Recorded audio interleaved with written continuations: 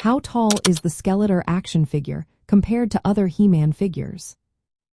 If you are a fan of collectible action figures, you might be curious about how the Skeletor action figure measures up against other figures from the He-Man series. Let's break it down so you can see how they stack up. Skeletor action figures come in various heights depending on the specific line or edition. Generally, they are designed to be close in scale to He-Man figures. This consistency is important for collectors who want their displays to look cohesive.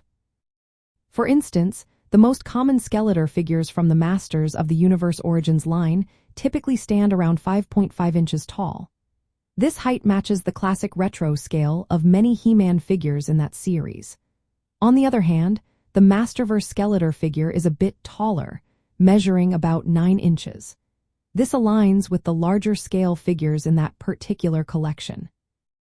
When we look at He-Man figures in these lines, they usually range from about 5.5 inches for the Origins line to 9 inches for the Masterverse line.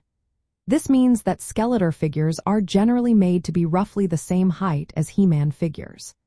This design choice maintains play and display compatibility, making it easy for fans to mix and match.